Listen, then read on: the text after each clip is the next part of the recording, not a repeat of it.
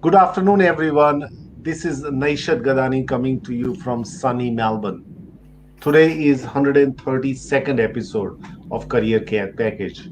And today we are speaking about how to speak clearly in interviews or in personal interaction, especially if you come from a different part of the world and you have got what we call as an accent.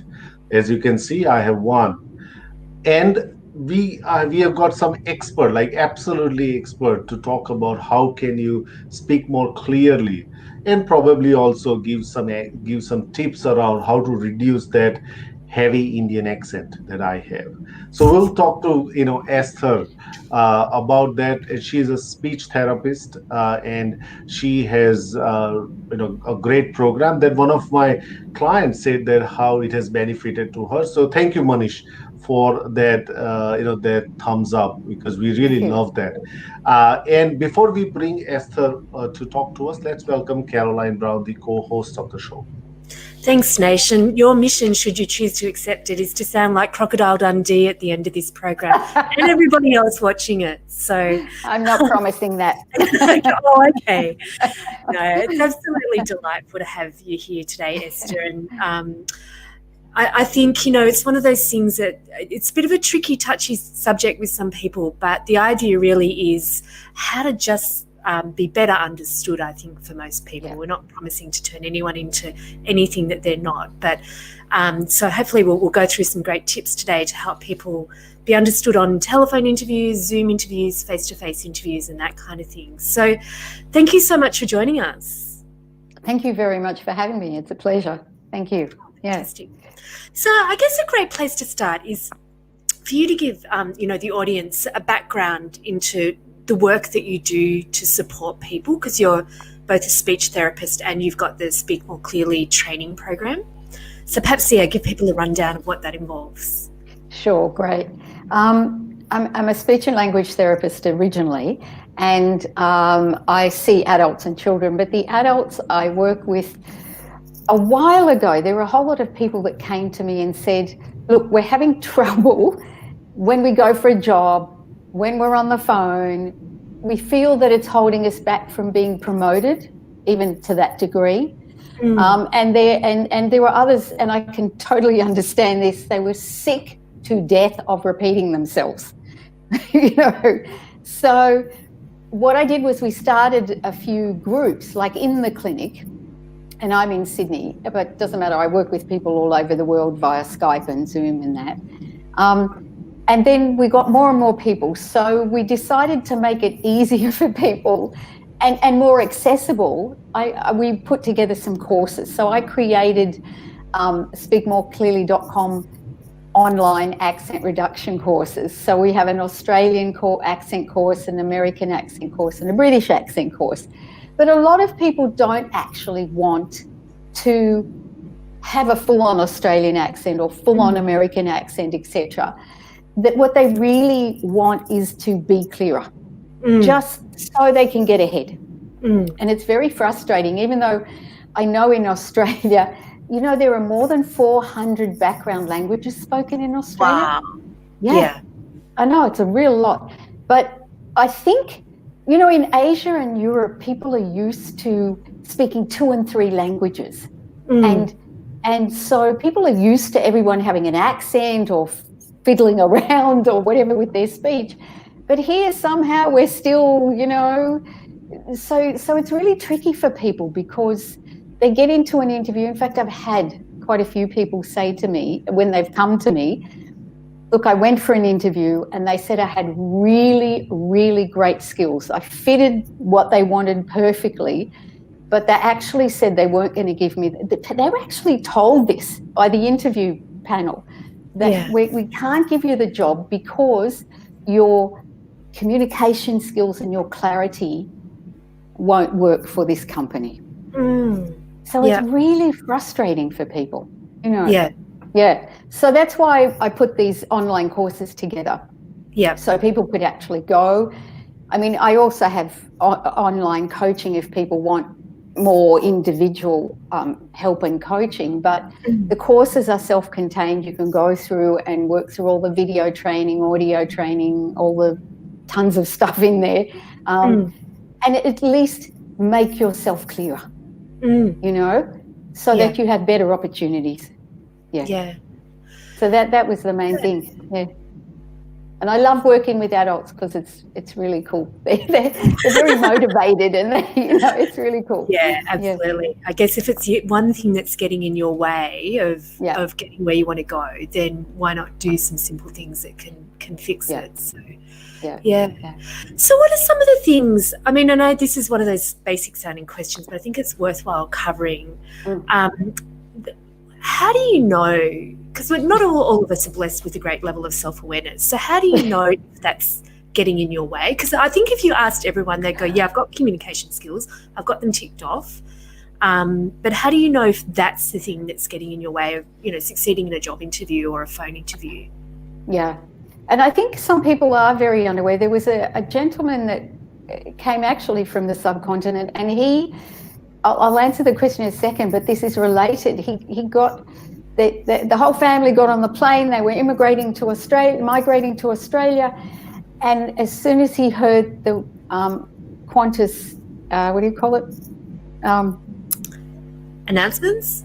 No, the person that brings you your tea and coffee. The stewardess. Sorry, went out of my head. Speaking, he realised that he didn't speak like that. He wasn't able to be understood, and yet he grew up with English, but it's a different sort of English. Yeah. It's a bit of a shock, but he got that. But there are a lot of people who don't realise. And the big giveaway is if you're continually asked to repeat yourself in the space of even one conversation, not if once a week. Okay, once a week it's different, But in the space of a conversation, one of the big giveaways for people, so they can be aware that people is, if in the space of a conversation 4 or 5 times you're being, oh, excuse me, I'm sorry, what was that? And then another thing to notice is people will look at you like quizzically. They'll sort of go like this, like I'm trying to understand, I can't get it. That's a non-verbal cue, if you see what I mean. And then there's a third thing that sometimes unfortunately happens for people, and that is the person they're speaking to can't understand them, but they're sick of saying, look, I'm really sorry, I didn't get that. Could you repeat yourself? So they just nod and smile as if they're understanding, and there's no conversation going backwards and forwards because they really don't understand. But they don't want to be rude to the person to keep asking them, are you, I can't understand you. So there's some of the sort of verbal and non-verbal cues. Yeah. It's a funny thing because I think as a society we're good at looking like I don't think we're great listeners anyway. No. But good at looking like we listen. So, that... Yeah, that's right. Conversation. So, yeah. But just on that topic too, I don't think people realise they learn English, right? Yeah. And they're pretty good at English, but they don't realise how important. They go, oh, it doesn't matter about pronunciation. It's important just for me to learn English. And then when they get into the work situation, they don't realise how important it is to actually be understood as well. Yeah. Absolutely. I agree with you. I can narrate probably, 100 stories, my personal stories of getting stuck onto that. And I can remember, one of them where it was, I think, the first year that I came here in 2007. We didn't have the luxury of Apple iPhones and the maps and everything else. So we would rely probably on a Malway or a Google Maps, but I would draw the Google Maps. Where do I have to go? And I remember one interview that I had in Docklands, and I took the tram, got off the Docklands station, and I'm looking around where to go for the interview. And here is the receptionist telling me where to go, and I just could not bloody understand a word that was coming out of my mouth. And I just got one is that I'm literally trying to get to the interview on time, which was already late. And second is I studied English. I speak very clearly. I could not even understand anything that she said. And when I gave it to a couple of people who were just walking by, even they said, hey, I don't even know where this. And they would ask me, where do I have to go? And I would tell them the street name, and they said, I don't think so. There is any street name like that here. No. And Right, I'd say, right. hang on, where am I? It took 1 hour for us to figure out that Oh, that building that she was talking about was just 200 meters away from where I was, but we just could not figure out. Right now, these are one of the instances that I have, and then yeah. obviously my name. People ask my name 10 times, even though I speak very clearly what my name is. And the first day of my first job, and my boss says, I think we got to do something about your name. I And I know. knew, and I was ready for it. I said, yep, call me Nick. So fantastic. From today, you'll be known as Nick. So a lot of people in my professional fraternity also know me as Nick. But a lot of our listeners, so I just wanted to give a shout out to Priyanka, Dwani, welcome, Amit, welcome. Kapil is saying that I have seen excellent learning videos from Esther, and so good to see her live today. That's really great. Azar, welcome. And also we've got Tara all the way from France. Good morning, Tara and Morning. Poonam. So we will take the questions. Nasir, from you as well. But tell us a bit about, because what I understand, that I was taught to speak very clearly. But Mm. if you tell me in my own language, I don't speak as clearly, because Oh, it's something that I've learned over a period of yeah, time, and then I kind of adapt to how the other people understand. But when it comes to English, I don't have anything else to say. I speak very clearly. Tell yeah, us about what challenges, because we got a lot of people like me who come from subcontinent. We got some I don't know what can we do to address that. But yeah. tell us a little bit about that. Yeah. So one of the things that you have done in English is you have slowed, I don't know which Indian language is your background language, but the Indian languages are very quick. Mm. The rhythm of Indian languages is much quicker than English. And so you beautifully have slowed down your speech so that you can make all the vowels and all of the consonants clearly. And so that is, thank you very much. That's so great. But that's one of the things I was going to talk about, because the Indian languages are so quick that people speak like this very quickly and nobody understands them because they speak so quickly. And it's the rhythm of the background languages, which is fair enough. But that's one of the things. So slowing down, making the vowels long enough. Yeah. So for instance, a couple of the vowels that typically are tricky are it and e. So somebody might say keep going, instead of keep going. Yeah. So the e has to be longer, which if you make your vowels longer, you actually slow down because you've got to take the time to make it a bit longer, yeah? Or for instance, in English, there are vowels that are made of two vowels together and, whoops, wrong way, two vowels together and three vowels together. So A, for instance, is made with an E at the end of the two sounds. So what sometimes I hear people saying is et cups instead of 8 cups, yeah? Or for O, they might say go home, go, instead of go, which has two parts to it, yeah? So paying attention to the longer vowels, because a lot of the Indian background languages have less vowels and they're not as long as the English ones, and they're not two vowels together most of the time, anyway. The other thing is the V and the W. So in English, V and W are two separate sounds. They don't meld together like they do in a lot of the background Indian languages. And the French person also needs to watch out for that.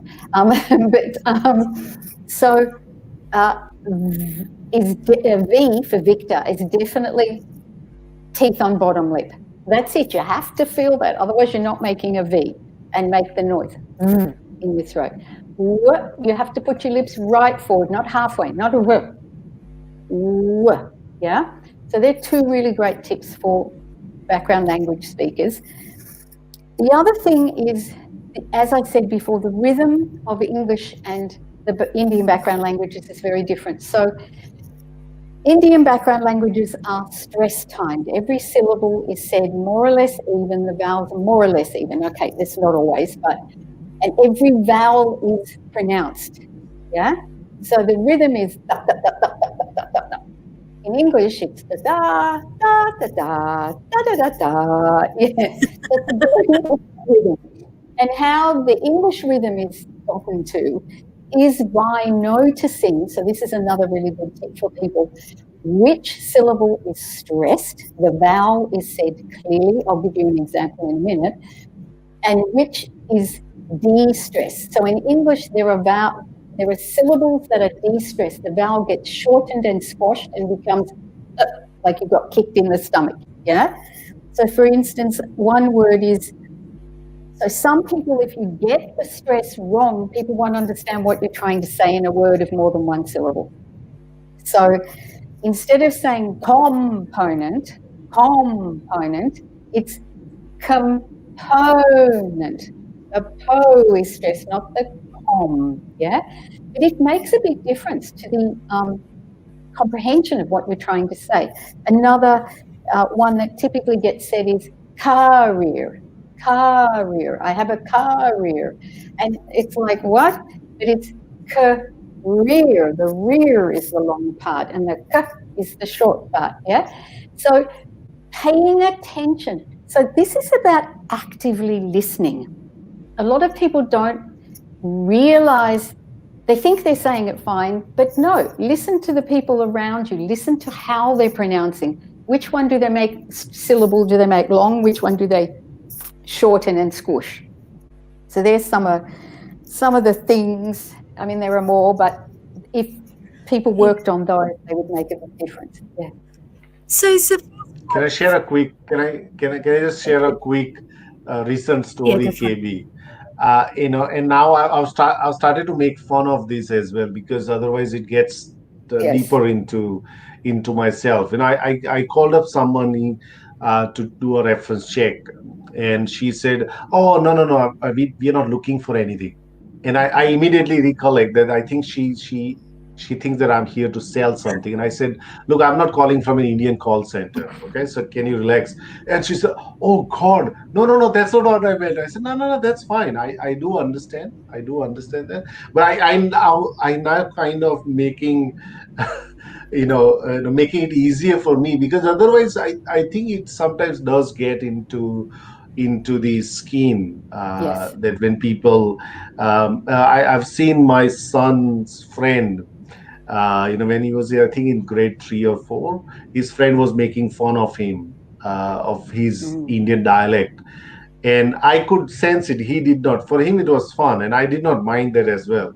But when he grew up, I said, "Do you know, your friend, he was actually making a fun of you. He was repeating that the way he used to say that." But and I understand that there is a responsibility that we also need to have to be able to learn and acquire those things as well. But KB, please go ahead. Sorry. No, it's okay. Yeah.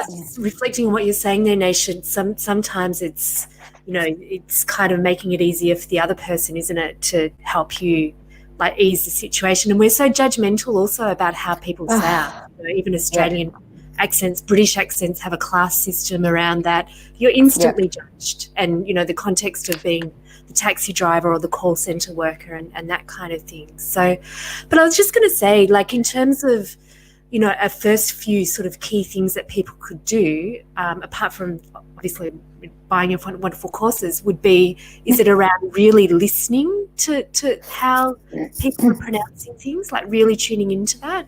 Yeah.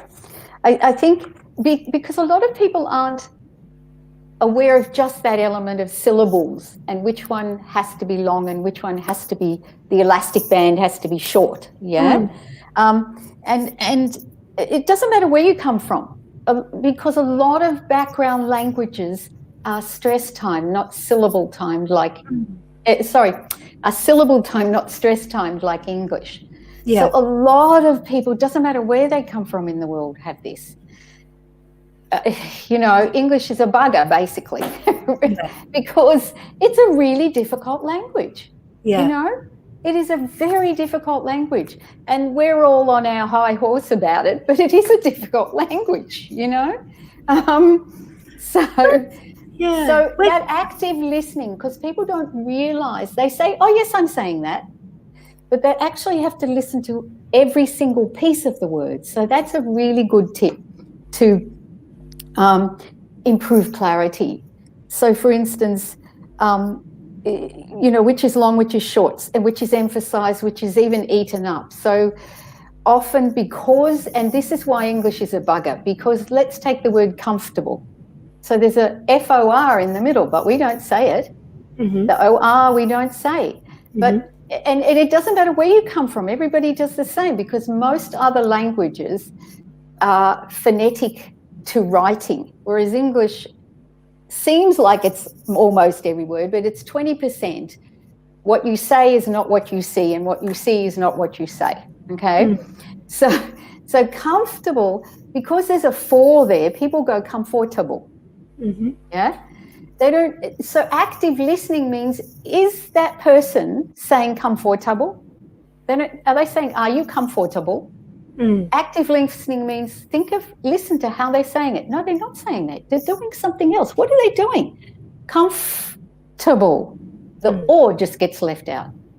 Yeah. So that's just an example of the active listening. What are you really hearing? See if you can really mimic it. You know, when we're children and we listen to an American accent on TV, for instance, if we're not American, let's say, right? And we mimic, oh, I can't do that, or whatever it is. We do it for fun. Or we might mimic our parent, or we might mimic whoever. But it's literally mimicking and listening and mimicking. Yeah. Yeah. And it's English, one of the harder languages to pick up in terms of the pronunciation and intonation. Yes. Yeah. I mean, well, there are languages with 8 tones in them. For us, that's really hard. Okay. Yeah. Can't even hear the difference between most of them, And that's the whole thing about language listening. When you're young, you hear all of the sounds and you play with all of the sounds. And then you hear whatever the languages your parents or whoever, 1, 2, however many languages, and you block out. You don't bother to listen for those other sounds anymore. And then you have trouble listening for them later. You can do it. You just have to practice and pay attention. Yeah. Absolutely. We got a question from Nasir. Yes. Nasir says he has an interview with local council for a customer service role. Congratulations, Nasir, because you successfully, at least, moved to the next step. Congratulations.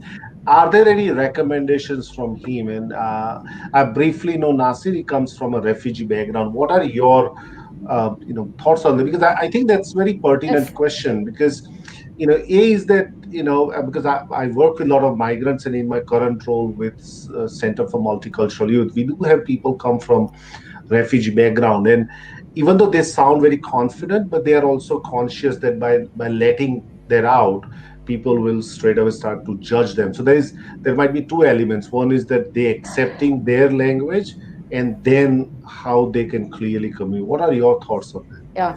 So my thoughts are, we do immediately judge when we hear an accent on the phone, okay? But if you're on the phone and you have an accent, my suggestion is, first of all, slow down quite a bit, okay? So we're all aware of people that answer the phone, even Australians, and they go, I don't know, speak more clearly, I'm here. And you don't even know if you've arrived at the right place. They go, is it speakmoreclearly.com? And they go, yes. You idiot. Immediately it puts people off. So for your, sorry, what was your person's name again? Nasir. So Nasir, what I would do would be to practice whatever it is you have to say on the phone as a customer service person.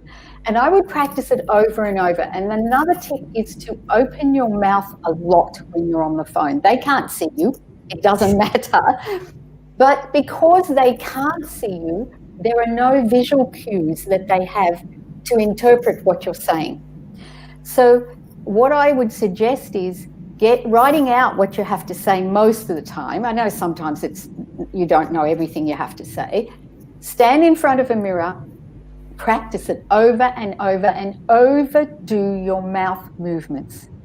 Because most other languages don't have to move the mouth as much as English.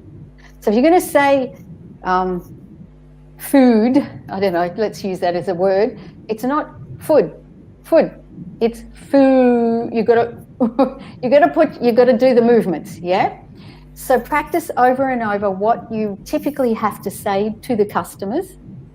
Slow down. And the trick with slowing down in an interview, it's hard because we're nervous and we always speed up when we're nervous. So that, again, for someone on an interview, I would practice in front of a mirror. You know what you're going to have to say. You know the area that you're being interviewed in. You know the words that you have to use. But for a customer service position, the first thing is, hi, this is Manoush. You have reached, I don't know, Randwick Council, whatever it is. But really slow down. Now, people think if I slow down, I sound stupid. No. If you slow down, first of all, you get over that initial, oh my God, who am I speaking to? Are they going to understand me? All right? And am I going to understand them?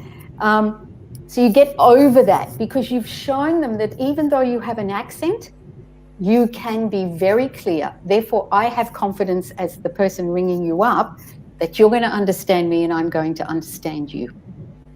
That's one trick that I would really, yeah. What about actually, I know a lot of salespeople do this, is standing up.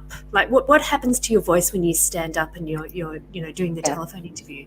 Yeah. That's really good because it gives you have to be more focused and you also have to stand better so you can support yourself and be clearer.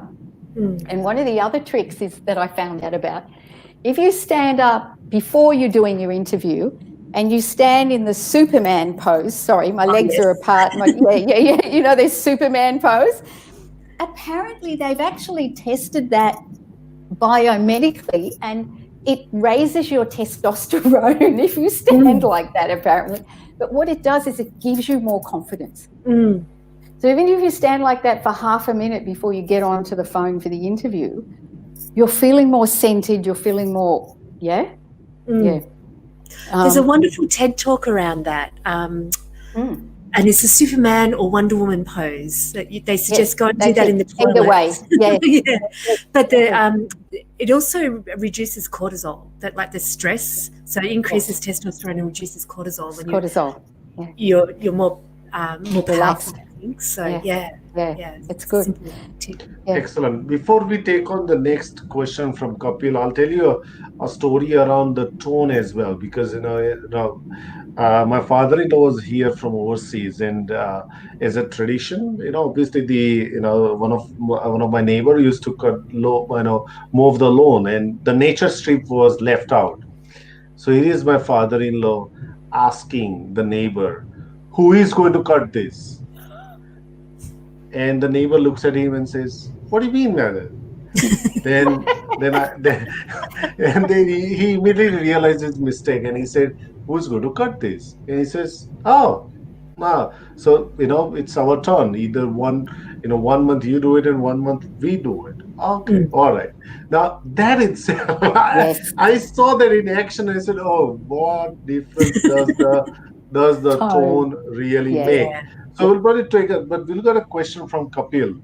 Question about how important is it to talk in the local accent to be accepted in the society, not just professionally but also socially. What are your observations? It's not probably a more scientific question, but what are your observations on that? Look, I think that initially I think it does make a little bit of a difference in terms of your first impression of that person.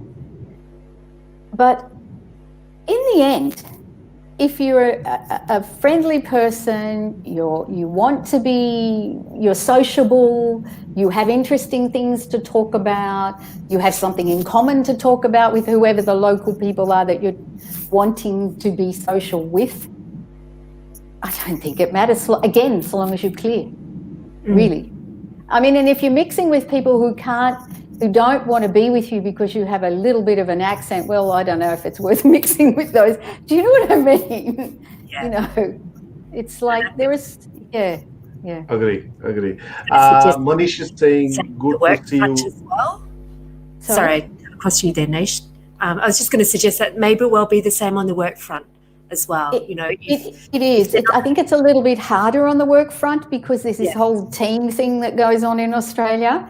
Yeah. But I think if you're friendly and I think smiling a lot to go with your tone story, and for the customer service on the phone, if you're doing an interview on the phone, or or you have to talk to people on the phone, smile while you talk. Now I know that sounds really odd, but when you smile, it actually brings your tone up, and it makes a difference unconsciously to the reaction of the person on the other end. Yeah. The thing at work is a bit tricky because I think you have to see what the people on your team are interested in, and if that's not one of your interests, maybe go and learn a little bit about it, just so that you begin to feel more comfortable, and something like that, you know, socially. Yeah. Absolutely. Manish is saying, good to see you, Esther. Hi, Poonam says, Manish. I learned a lot from Esther, did a course with her as well. Amit has a question that I have an American accent. Amit, we got to test it out, Mike, because just because you say you have an American accent doesn't, you don't believe that, but we'll probably talk separately on that. Does speaking slowly helps if you got an American accent and making other people feel like that you are kind of an Australian? Oh, I see. Okay. I think it might help a little bit, just to slow a bit. Yeah, and the Americans actually speak quicker than we do also. Yeah. Everybody speaks quicker than we do, except the British, I think. Yes, slow down slightly because the rhythm is a bit faster. Yeah. But other than that, we're so used to watching American TV and American movies, and so, you know, yeah. I'll tell you a reverse story. One of my in my job network days, we had because the Australian lingos, the slang that is used, I still don't understand many of them, right? Yes. So here is a client. I'm talking to him on the phone, and he asked me something. I said, I just don't understand. I just don't get you. He said, this is what I want. I said, I still don't get you. He said, put the phone down, and he said, I'm coming to see you. I said, oh God. Now, this person that I was helping him to find work, has spent time in prison for a while. And I said, oh Right. shit, what did I do? So he comes up and he says, I want to see your manager. And I said, oh God, this is my first sack in the, and I'm going to get sacked or what? So he calls the manager said, who's this guy? He speaks so funny. I said, what do you mean by funny? So, but he kept on asking me the same question over 2 and 3 times. And I said, I want to ask you the question because I just don't get what you are saying. You don't come with subtitles, might I said. And he just started to laugh.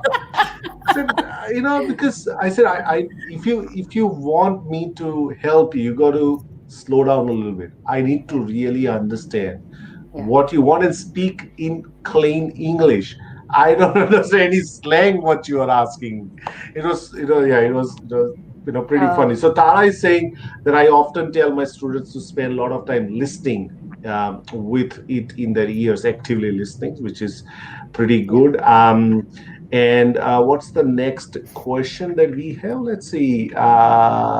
English is hard, but I think Tara is saying English is hard, but I think French is harder. I don't know, Tara. I'll just go by. French actually is quite hard too. It is.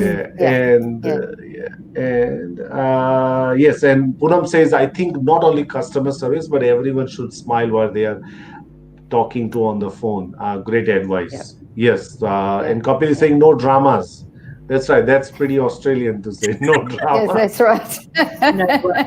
Well, we have a whole lot of slang. Yeah, there are some I don't even understand. It's funny when I was going to say, when I was doing, just speaking back in French, when I was doing my HSC, I did French, and we had an oral exam. And I got told I had a great accent for a French peasant. So that was the accent that I was coming through with all of my studies. So that was pretty funny. Oh no. Oh dear. Yeah.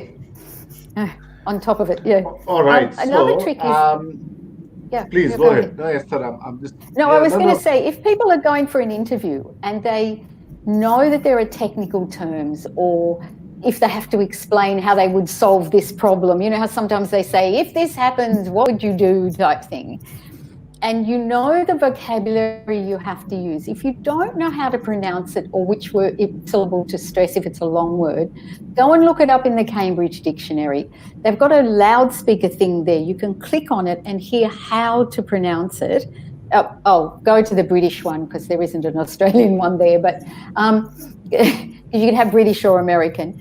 But the other thing is, once you've figured out how to say that word that you know you need to use in the interview, let's say, or on the phone for anything, or if you're chairing a meeting or anything that you're presenting at work, then write have 5 post-it notes. Write 5 words that you want to learn. Put them on your mirror. Every time you brush your teeth, brush your hair, whatever you do in front of the mirror, say those 5 words twice every day until you really know how to pronounce them. And then put another 5, and that way you actually see that you're moving ahead anyway, because you've moved 5 off. So just another tip. Yeah, that's fantastic. With that, with the work that you do and people that are using your courses, how long does it take for people to see some results if they're doing that kind of practice? Yeah. If they do practice every day, they need to do that. Even 15 to 20 minutes a day is you'll already see something. If you do it with headphones rather than just let it come straight out of the computer or whatever you're listening on, because you're vibrating the auditory nerve directly to the speech and language centers, so that makes it the neurological impression stronger. Oh, wow. We've had people that have been practicing 15, 20 minutes a day. After 2 weeks, they already notice a difference in a particular thing they're practicing in. Now, the other thing I always tell people is, if you only change 2 elements in pronunciation, you get your V and your W straight and you say E, long E every time, or whatever it happens to be, you won't be just 3% clearer. You'll already be 20% clearer. Everything is cumulative. So I know sometimes it feels like it's daunting, but just pick 1 or 2 things. Fix them up. Make them clearer. Yeah. Yeah. Great advice. I didn't know that about the earplugs and the stimulation. Yeah. It's like a cheap trick that you can insert without doing anything. Well, you still got to practice, but yes, it adds to it.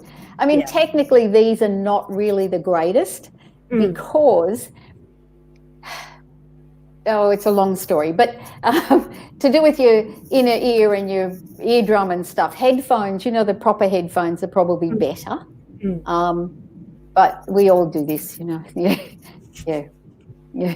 Absolutely. We got question from Amit, or comment that on pronunciation that happened to him while he was in Sweden, that I was saying the word horse carriage, and for some reason I was not able to pronounce it correctly, and they did not understand it. I think one of the things that I constantly come across are career and career. When I was in India, last 3 months, and people say, "Oh, you are a career coach," and I said, "No, I'm not a career coach. I'm a career coach." So that's it. Carrier is something that you carry on the top of a truck or something. That's called carrier. I'm a career. But I think those are the very, very common words that people and secondly is that I think you are rightly saying that now people in in Australia, we got a that, "Hi, this is Naishat from CMI." When I pick up a phone call, when I used to call people earlier, people would rattle off what they have to say. I said, "Sorry, I just did not understand anything that they say," because it's just so mechanical for them to do that. One thing that has helped me is listening to radio a lot. Has helped me, and not FM, but the AM radios like Talkback, ABC, and all those things helped me a lot. Yes. And you can literally mimic, just pick a sentence they've just said and mimic it. Like literally, no, don't just say it with if your mouth isn't moving differently, you're not doing anything different than you used to do it. If you don't feel your mouth feel different or move different, then you're not changing anything. Yeah. Yeah. So I have another couple of tips if you would like them. Yeah, absolutely. Yes. Fantastic. Yeah, okay. So yes, it's tricky because sometimes Australians get on and they do use slang and they do speak quickly, and in the beginning you have to attune your ear because people from overseas are more used to listening to British shows or American shows or whatever, and Aussie is very different. Yeah. What as the speaker, if you're answering the phone and you have a bit of an accent, is I always say that the slowing down, moving your mouth, all of that is taking care of the listener. Yeah. So if your job is to speak to somebody on the phone, even the ones who rattle it off, which they shouldn't be doing, their job is to take care of the listener. So if I'm taking care of you as the listener, I have to make sure I'm being clear. So that's just a different way of looking at it, And I have another thing here. Let me see. Oh, yeah. I want to talk about, like you said, Naish, the tone and the intonation. And that's part of the soft skills, okay, in English, because English is based from England and there's all that politeness stuff, and also, so thank you and please and all of that is important, because often I get emails from people that just say, I need to speak clearly. That's all I get. Pretty clear. It's like no soft skills there, or I get, and they don't, or you give them a whole lot of stuff, you email them, you give them tips, whatever, and they don't even bother to say thank you. Now, the reason I'm pointing that out is not because I'm being precious, but because it's an important soft skill if you're going for an interview, if you're emailing somebody back. In Australia, that is an important soft skill. Another important soft skill to understand is tone or intonation, just like you said about your father-in-law. In English, the intonation gives the intent. So if you say to me, are you coming to my place tomorrow? And I say, yes, that intent is I definitely want to come, I'm coming, I'm there.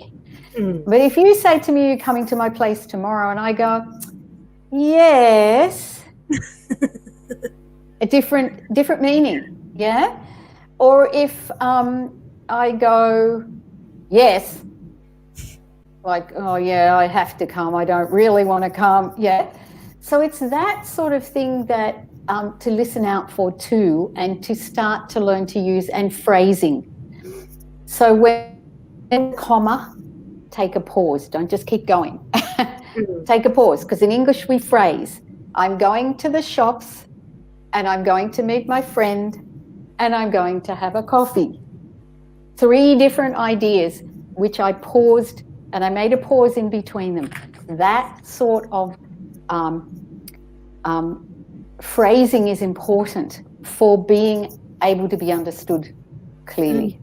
Yeah. Wow, that's absolute gold, because I think I was helping somebody the other day just with a few quick interview tips, and he's Indian, originally from India, and it was a long sentence, and I'm thinking, how do I get him to not sound like he's reciting something in the school? Yeah. Because it wasn't conversational, and I just could not, pick up the true important facts of what he was actually saying. So I got him to break it up with questions. Say, you're asking for, I can demonstrate. You want this, I've got that. Like, just to chop it up, basically. I think that worked because he got the job, which is nice to hear. Yes, good. But it was really it's hard to explain to somebody, oh look, you've got to be more conversational, without going, well, what does conversational mean? Yeah. It means perhaps breaking up your, like you said, breaking up your ideas into little pauses in the sentence. So, Yes. yeah.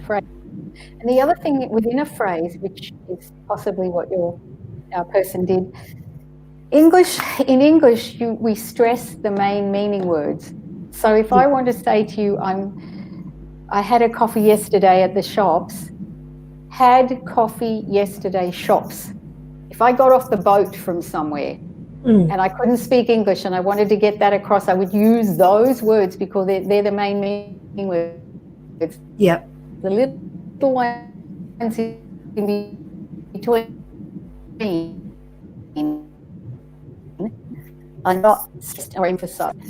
And when we're presenting, whoops, it's okay.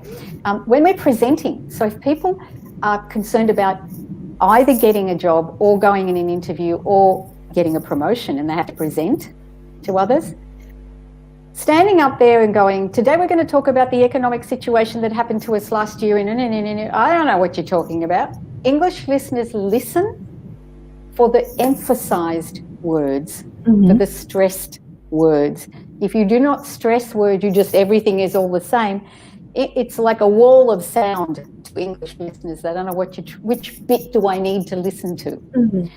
So today we're going to talk about our economic, project that we had last year. So first, it's all this pausing and stressing, emphasizing. Yeah. Which is really important. Yeah. Yeah. Wow. Fantastic. It's such a sensational thing. I think knowing this itself could help us stress the most important elements. Balin says that in India we speak English in local dialect and not the way it should be spoken. Yeah, and Alex is saying that the English pronunciation of the IT of router is a lot different in Australia, as I found out through my embarrassment. That's pretty much right. And Manish is also saying that I always had trouble of pronouncing wages and the wages. So one is the potato wages and the wages as in the vegetable. Yes. Got ya. Wedges, and wages long. Yeah, Manish, funny. Yeah. And Sangeeta is saying, good example, Caroline, and about being more conversational. You're right. Many people stumble on the how bit, completely. Yeah. I think, look, Esther, we don't have any more question, but it's been sensational, picking your, ideas and insights on these things that, native speakers sometimes, take this, in their stride. It's not as important because you also, like my kids have picked up because they've learned the phonetics. They've learned that. I think they are far more Australian speakers than I am. But I think that's because of they've been born and they've studied here as well. Yeah. But look, Esther, thank you very much. It's been absolutely sensational for you to have you here. Thank you. I really appreciate it. And it's been a lot of fun. Thank you very much. Thank you. Okay. Bye. And Esther, I was just going to say, Esther, let people know where they can find your courses. It's speakmoreclearly.com or .com.au or? No, just speakmoreclearly.com. Speakmoreclearly.com. Yeah. All spelt normally. Yeah. Okay. Thank you. All right.